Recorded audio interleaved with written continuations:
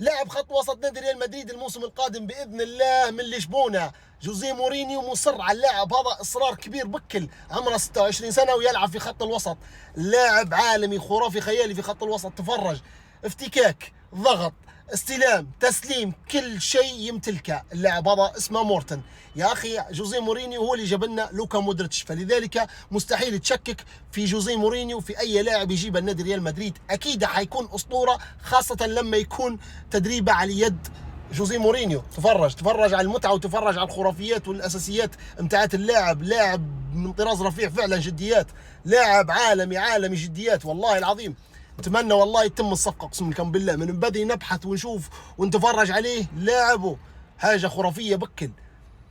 توني كروز الا شوي للعلم، بس يعني توني كروز الا شوي. طبعا من المتوقع ان نادي لشبونه يطلب 50 مليون في اللاعب. حنشوفوا شنو حيصير في الصفقه. اكيد اللاعب متحمس انه هو يمثل قميص نادي ريال مدريد، واكيد جوزيه مورينيو مش حيخطأ في اي لاعب يجيبه لنادي ريال مدريد. كم شعر بيت حسب الصحفي سيرخو، جوزيه مورينيو يطلب التعاقد مع برناردو سيلفا. يا رب العالمين حتى الصفقه هذه تتم. مهما كان عمره برناردو سيلفا حيستفيد منه نادي ريال مدريد في خط الوسط، خاصه في الخبره متاعه. رسميا وحسب الموضوع فابريزو رومانو اسطوره نادي ريال مدريد كاساميرو على وشك التوقيع لنادي انتر ميامي. في الايام القادمه حنسمو هير وي جو كاساميرو الى نادي انتر ميامي. بجانب من؟ بجانب ليونيل اندر سميث. رسميا وحسب الموضوع ديفيد اورنستين يقول بان انزو ماريسكا بدا بالفعل التحضير لسوق الانتقالات للموسم القادم. يعني كلام اللي قاله امس بيب جوارديولا عباره عن ان زعله طلعها قدام المايك، وكلام انه هو ما زال قاعد ويبي يكمل مع نادي مانشستر سيتي ما فيش منه نهائيا.